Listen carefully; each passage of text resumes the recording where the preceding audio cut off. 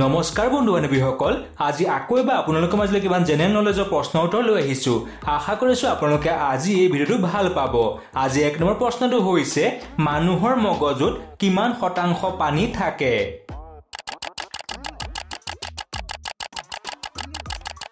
ইয়াৰ উত্তৰটো হৈছে 80% পানী থাকে দুই নম্বৰ প্ৰশ্নটো হৈছে পৃথিৱীৰ ভিতৰত কোন দেশৰ ৰাষ্ট্ৰীয় সংগীত সকলোতকৈ চুটি হয়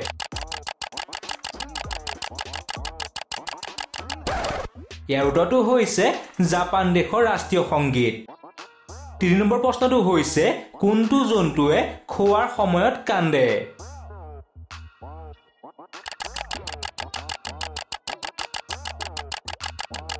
ইয়াৰ উত্তৰটো হৈছে ঘৰিয়াল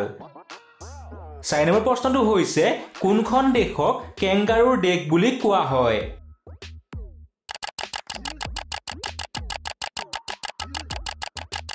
ইয়াৰ উত্তৰটো হৈছে অষ্ট্ৰেলিয়া দেশক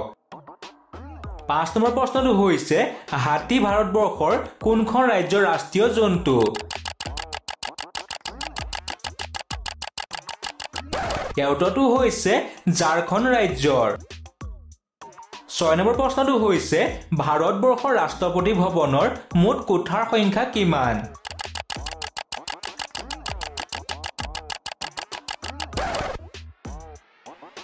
ইয়াৰ উত্তৰটো হৈছে ৩৪০টা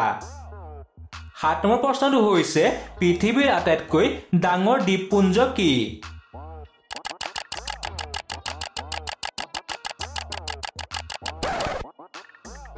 ইয়াৰ উত্তৰটো হৈছে ইণ্ডোনেছিয়া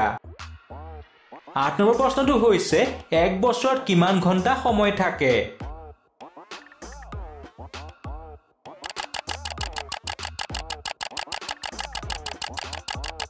ইয়াৰ উত্তৰটো হৈছে ৮৭৬৬ ঘণ্টা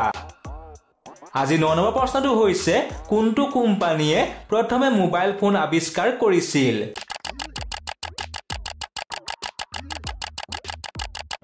ইয়াৰ উত্তৰটো হৈছে মটৰলা নামৰ কোম্পানীয়ে ১০ নম্বৰ প্ৰশ্নটো হৈছে বিশ্বৰ ছাল নামেৰে জনাজাত ঠাইখনৰ নাম কি